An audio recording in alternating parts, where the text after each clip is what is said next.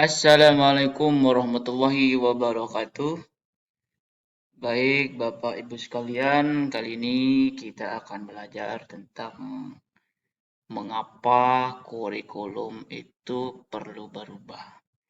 Nah, pembahasan ini mohon maaf aja ya Bapak Ibu, ini dalam rangka menyebarkan pemahaman bahwa kenapa kurikulum mesti berubah. Seperti itu. Baik, sebelum melangkah ke sana Bapak Ibu, perlu kita ketahui bahwa apa pengertian kurikulum, gitu ya.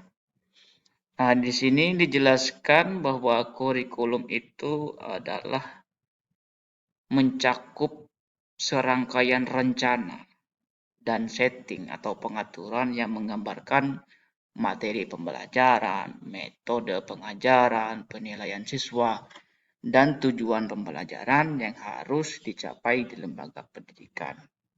Seperti itu ya. Jadi semacam plan dan setting mau dikemanakan siswa didik kita, terus sekolah kita, seperti itu kira-kira gampangnya Ibu ya. Jadi plan and setting seperti itu.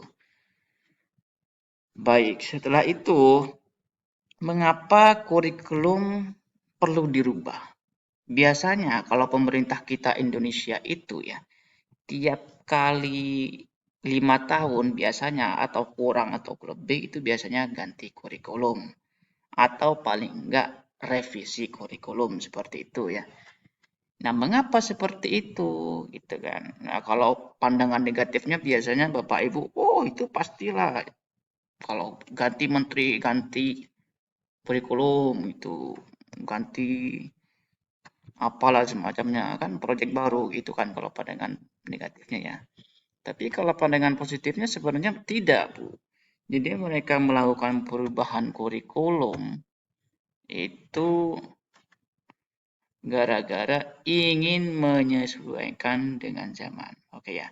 Sebelum berangkat ke sana, Ibu, jadi di sini ada sejarah kurikulum Indonesia itu ya dari tahun 2 tahun setelah kemerdekaan ini, Bu ya.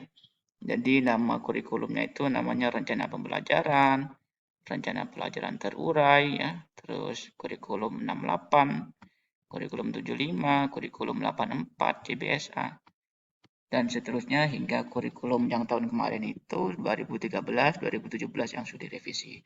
Nah, sekarang kita menuju kurikulum merdeka. Ya, kembali ke laptop ya. Lantas kenapa kurikulum perlu berubah Bapak Ibu? Ya, dari tahun ke tahun ya pasti berubah gitu. Nah, itu karena bukan karena apa, bukan karena menteri pengen garap proyek-proyek apa, kita harus tetap berpandangan positif gitu ya.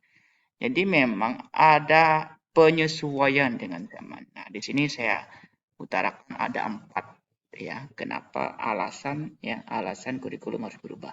Ada 4. Yang pertama yaitu biar sesuai dengan tuntunan zaman gitu ya. Relevansi dengan kebutuhan zaman gitu ya.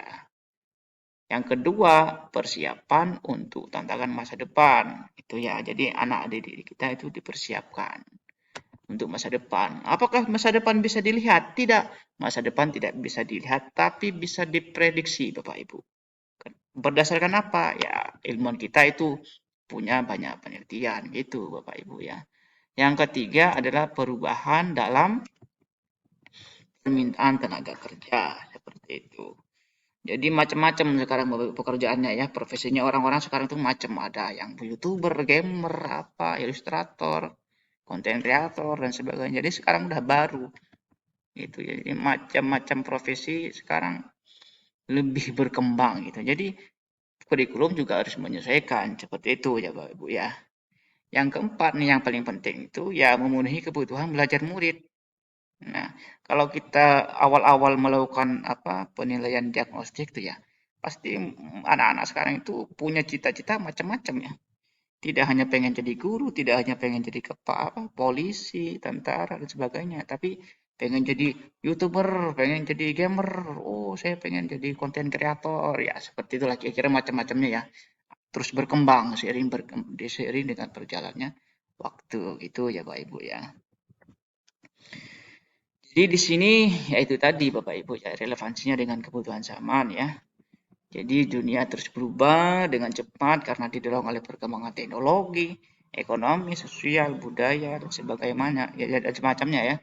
Jadi di sini kurikulum harus mampu mencerminkan atau merelevansikan perubahan ini dengan memperbarui apa mata pelajaran kayak apa, terus menyesuaikan keterampilan dan mengintegrasikan konten yang relevan dengan kehidupan nyata. Seperti itulah kira-kira Bapak Ibu ya.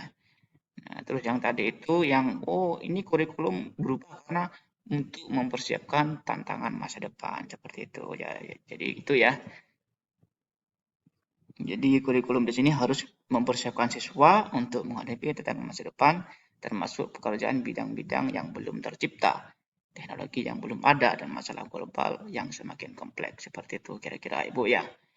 Terus yang tadi itu karena yaitu perubahan dalam permintaan tenaga kerja. Sekarang kerjaan masyarakat itu macam-macam Bapak Ibu ya. Maka kurikulum juga harus menyesuaikan ya. Kalau anak didik kita pengen jadi YouTuber ya kita siapkan apa istilahnya ekstrakurikuler ataupun apa project ya berbasis project untuk menyediakan yang mereka minta seperti itu. Itu Bu ya. Nah, ini yang paling penting yaitu tadi memenuhi kebutuhan belajar murid gitu. Jadi memang kita perlu setiap melakukan evaluasi, menanyakan kepada anak-anak didik kita, mereka maunya belajar yang seperti apa, terus cita-citanya apa. Nah, kita harus memfasilitasi, kira-kira seperti itu lah Ibu ya.